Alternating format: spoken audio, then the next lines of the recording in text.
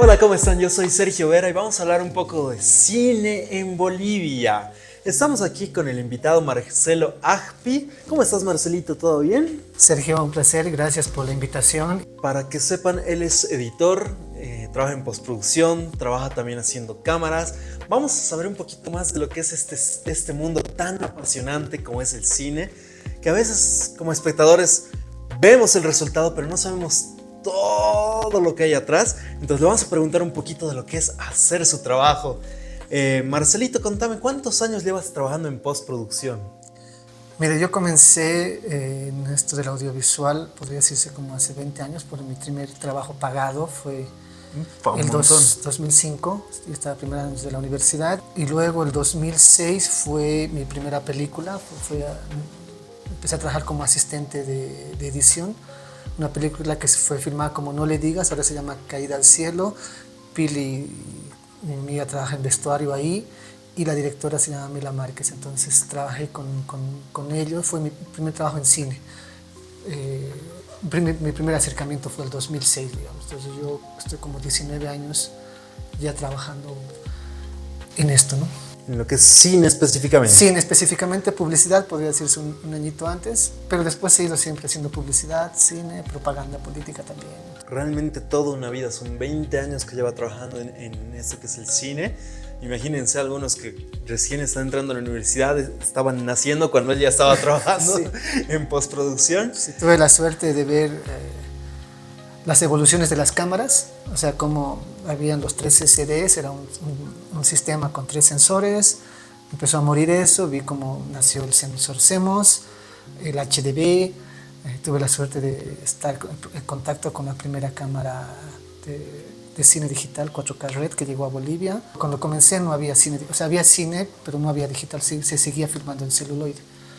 Y tuve la suerte de ver esa transición, de palparlo, ¿no? Que no era tan complicado como ahora, era un poco más sencillo, ¿no? Pero las cosas van complicándose técnicamente cada vez, digamos. En mi caso fue mucho más empírico, de autocapacitarse en esas cosas para saber cómo hacer el setting del programa para editar HDB. Había que hacer una serie de cosas en el software para que puedas digitalizarlo y poder editar. Entonces había procesos que se iban como que complicando y ahora es un poquito más complicado, ¿no? Porque hay bastantes fabricantes y cada fabricante tiene una especificación técnica para el software y para la misma cámara, ¿no? Entonces tuve esa suerte de aprenderlo desde antes, entonces como que el conocimiento ya no es tan difícil para mí ahora, pero alguien que está comenzando es bastante información que tiene que aprender, ¿no? Cosa que para mí no, ha sido un poco más sencillo, digamos. Claro, precisamente pensando en esa gente que está comenzando o que le llama la atención estos temas del cine, contame un poquito qué es la postproducción para que la gente también sepa, porque nos hablas de muchos términos técnicos, pero vamos a ver un poquito más a las bases. ¿Qué es la postproducción, Marcelo? Mire, yo cuando empecé a trabajar en cine era relativamente, no era sencillo el proceso de varios pasos a la vez, sino había el montaje como tal. Entonces, tal vez para mí ese es el proceso de postproducción, que es el montaje y la edición. Entonces, yo aprendí haciendo la sincronización. Entonces, la postproducción se podría entender como todo el proceso después de la producción, está haciendo la cacofonía, que implica hacer la edición, ¿no? Claro. Antes solo hacían la edición, hacían el corte del digital, hacían un poco de talonaje con filtros en los celuloides y de ahí se hacía un máster en 35, de ahí la mezcla de sonido, se unía, se empalmaba con el sonido óptico y se proyectaba. Entonces habían bastantes pasos, ¿no? Entonces, pero no eran como ahora. El proceso de postproducción ahora en el digital implica muchos otros factores, desde la ingesta del material, que es el cuidado del material grabado, filmado, no sé si es la palabra correcta, sino registrado digitalmente, cómo se pone a la máquina, cómo se hace los settings del software para que podamos tener todos los archivos en máxima calidad. Luego es hacer como una estandarización del color, se llama Color Space Transform o algo así, espacio de color, transformación de espacio de color.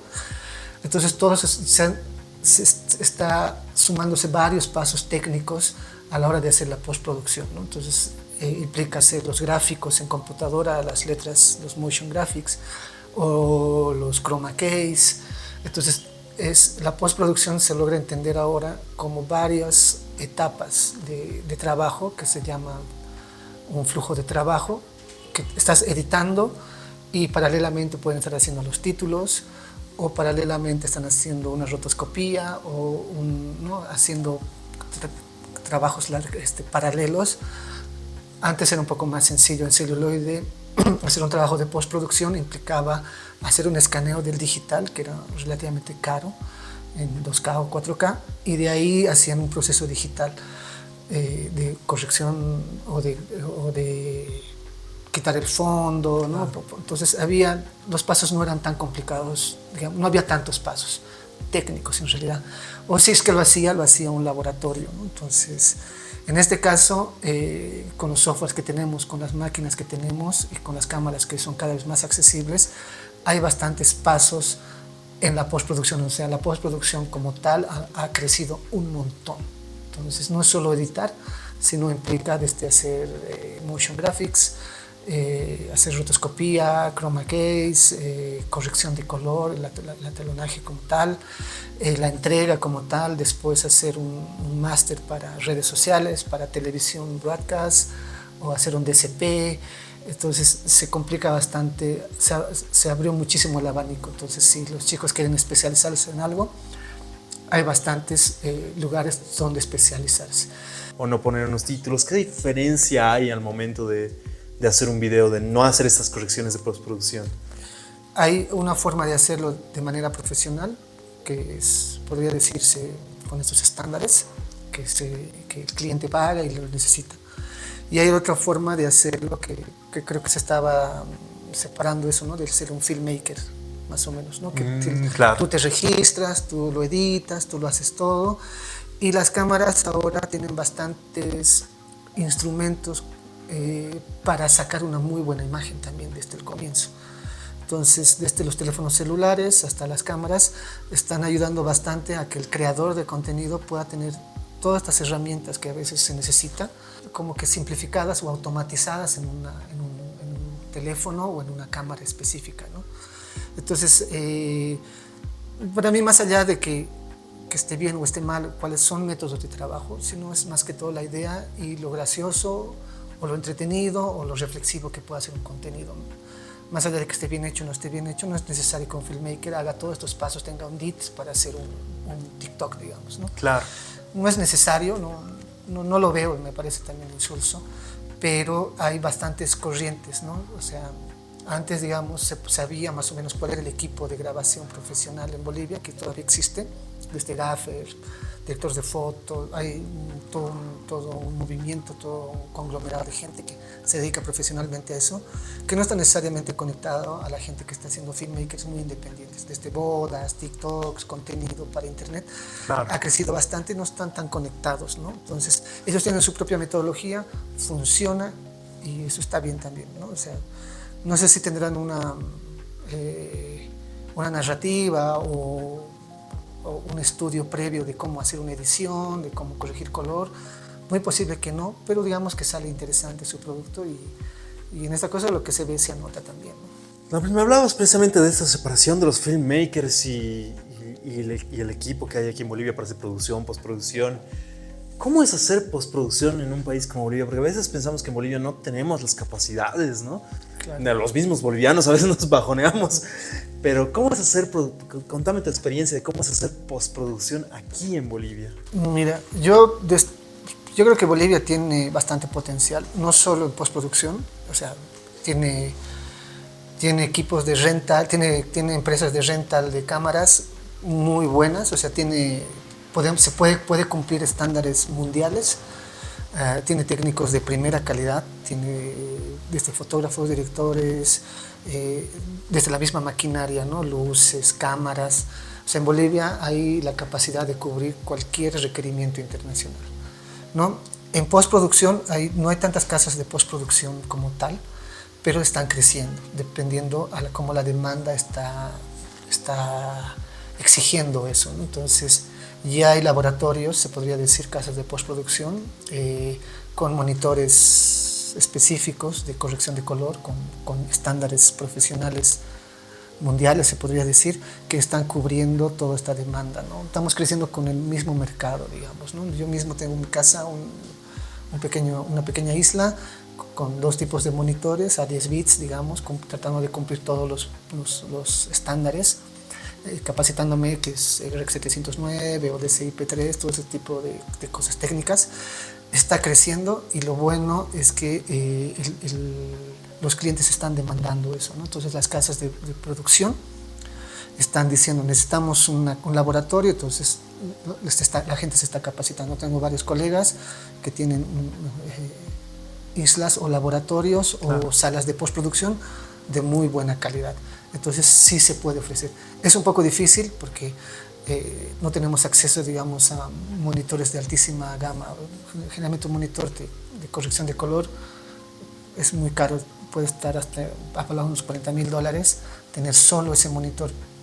Hay de diferentes gamas, pero en Bolivia hay. No está tan difícil la cosa y hay bastante calidad creativa. Eso también es lo bueno. Puede que a veces no tengamos todos los recursos, pero hay una calidad creativa muy buena para resolver estos problemas. Y como siempre digo, lo que se ve se anota, ¿no? O sea, tiene sus complicaciones. Bolivia es un país de tercer mundo. Solo traer cosas de fuera, los equipos, ¿no? Los conversores, los decodificadores, los discos duros, que es toda una cosa de ingeniería, es caro. Pero la gente se está arriesgando y está haciendo sus laboratorios y le está luchando, digamos. Tengo entendido que de todas maneras, que es lo lindo de la postproducción, ¿no? No necesitas que la producción haya sido hecha en el mismo lugar.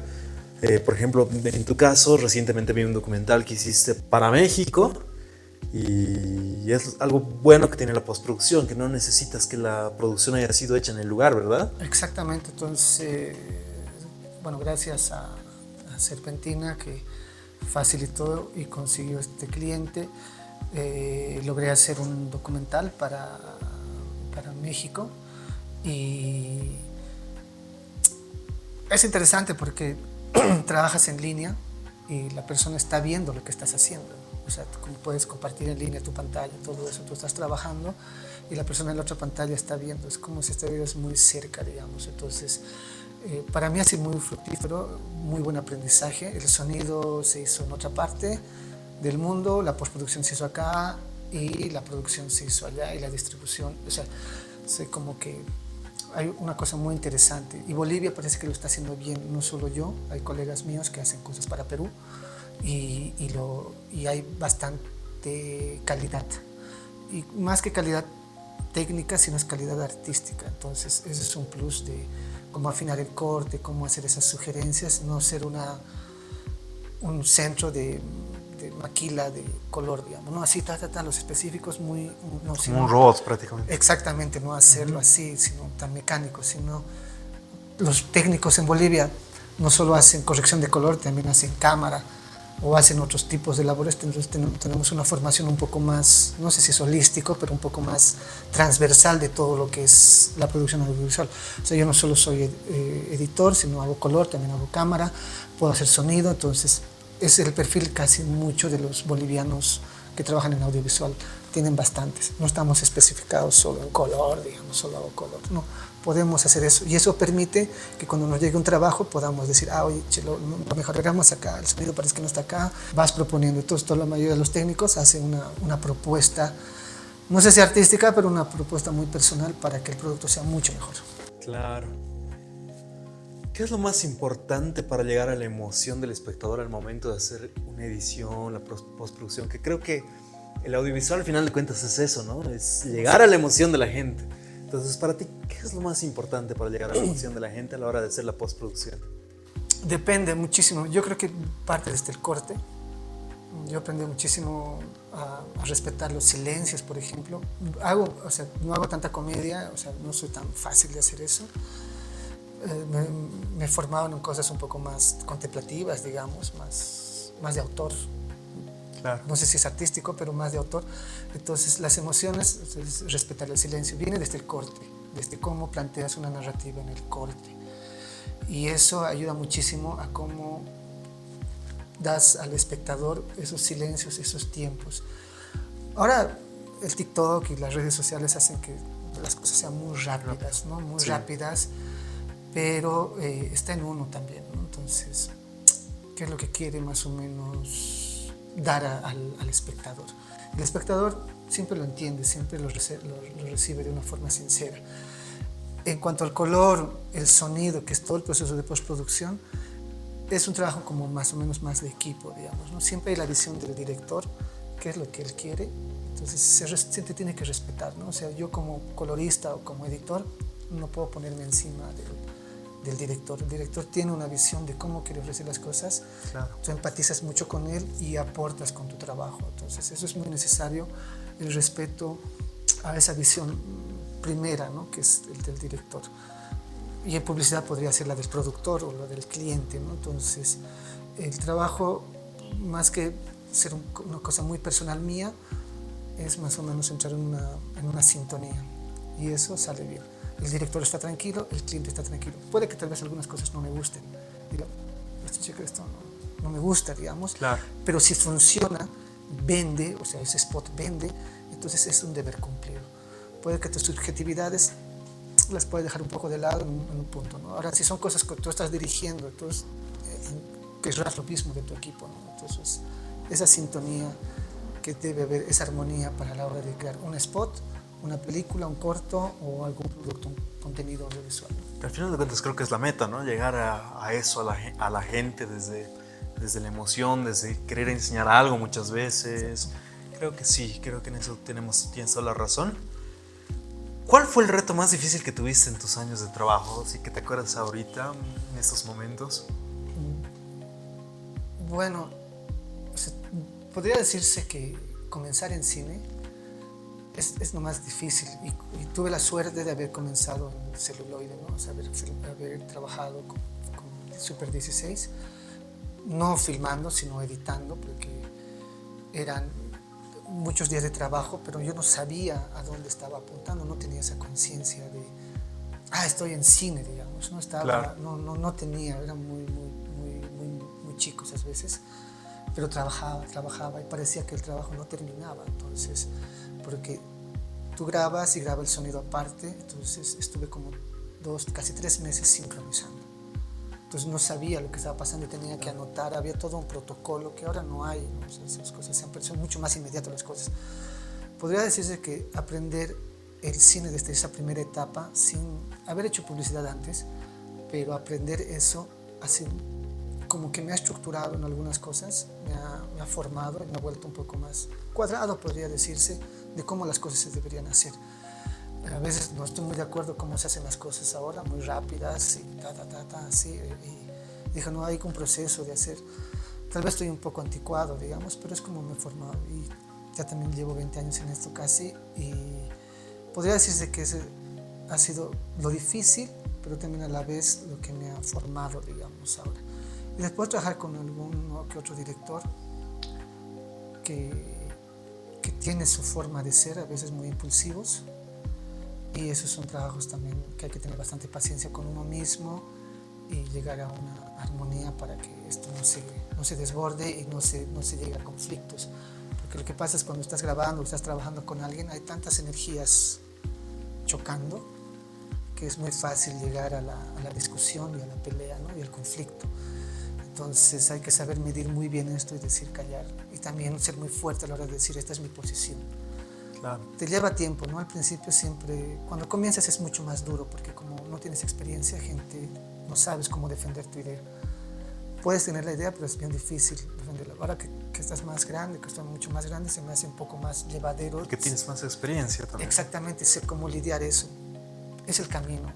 Así nomás es también, ¿no? Entonces, y es un ámbito muy pequeño también. Generalmente nos encontramos, yo contigo trabajé como en 3 spots y siempre terminamos como que chocándonos de alguna forma, ¿no? Ya sea como actor, o ya sea como en un podcast, o ya sea como asistente, o ya sea como asistente de dirección, o foto, o solo editor, pero siempre terminamos conectándonos de alguna forma. El ámbito es muy pequeño, digamos. digamos. ¿Alguna anécdota que nos quieras contar que te recuerdes ahorita, así que te haya emocionado de algún trabajo que hayas hecho, ya sea en postproducción, en cámara, que para contarle a la gente? Claro, mira, siempre hay conflictos, siempre hay peleas. Yo me acuerdo que hice un spot para un político muy importante, bueno, expolítico, que de acá que yo trabajé bastante tiempo con esa persona, muchos años, y hicimos la prueba de los equipos, todo un día antes, en la mañana también, y empezó a fallar el micrófono.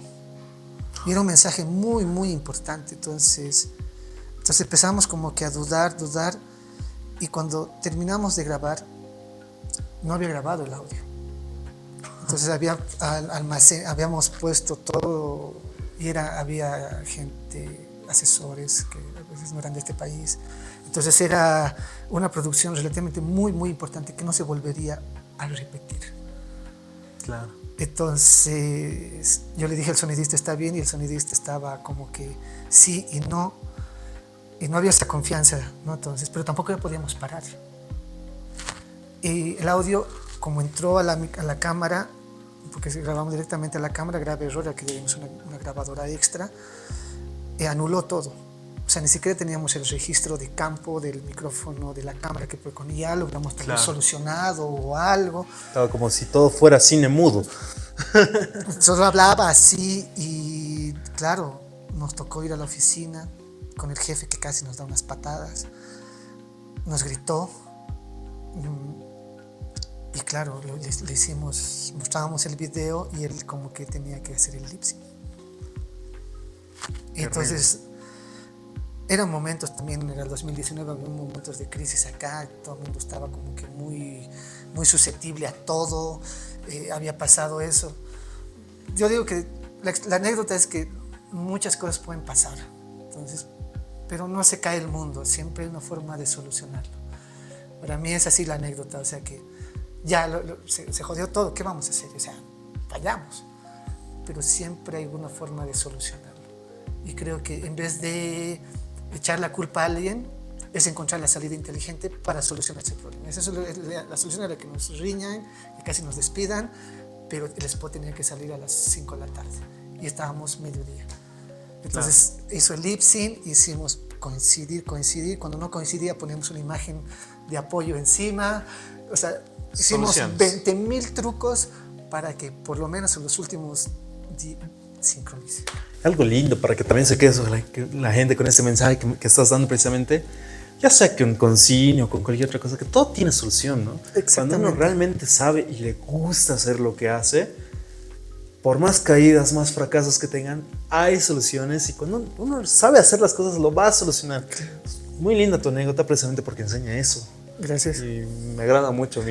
Claro, yo siempre le decía, yo a mi jefe le decía, mira, o sea, si fuéramos ingenieros, si hubiéramos hecho un mal trabajo, un puente se puede caer, un edificio se puede derrumbar, o si haces una mala praxis en medicina se te queda algo, o sea, bueno, nuestro trabajo es interesante, pero no es que es de vida o muerte, ¿no? Entonces hay que tomarlo no a la ligera, obviamente necesitamos ser puntuales, muy, muy respetuosos, pero si algo falla, ser lo más creativos posibles para solucionar ese problema. Y mejor si lo solucionas en equipo, porque siempre alguien te dice, ¿sabes qué? Lo haremos así, y estás editando y lo estás concentrando y y sale. Y el jefe, ya, bueno, está bien, dice. Exacto. Pasa. Así que dices, bueno, ya, después de esa experiencia, digo, ya que se venga cualquier cosa, ya. No, ya puede ser cualquier cosa. Pasa lo peor, no sé qué más, y hasta que venga, y entonces no es que enfrente las cosas más ligeramente, pero digo, sí ha pasado eso. Es una enseñanza de vida. Sí. Exacto. Para ir finalizando ya, ¿qué metas tienes para tu futuro? ¿Alguna meta que tengas así en tu futuro en cuanto al cine, la postproducción, lo audiovisual? Mira, tengo varias metas en la vida, pero creo que la principal que me estoy enfocando ahora es en dirigir. Bueno, yo tuve la suerte de dirigir un cortometraje que le fue nomás bien en algunos festivales en Bolivia y afuera. Para que la gente sepa cuál es el cortometraje. El cortometraje se llama Huicha, que he ganado en Colombia, ganó el año pasado en Fendavit, y bueno, sí seleccionado para varios festivales. Entonces tenía mucho miedo de afrontar eso, y ahora estoy escribiendo bastante, y tratando de enfrentar nuevos cortometrajes y bueno, formándome como director, digamos, ¿no? Entonces todavía es un camino muy largo que tal vez lo he tomado muy tarde. No lo sé si tarde, ¿no? Pero me siento un poquito que está un poquito tarde, pero creo que es lo natural a veces en alguien que ya ha pasado por varias áreas, que era dirigir. Entonces, y eso es normal y creo que todos los jóvenes deberían hacerlo, ¿no? Apuntar a dirigir, creo que es bien importante también eso, siempre y cuando esté en su interior querer hacerlo, ¿no?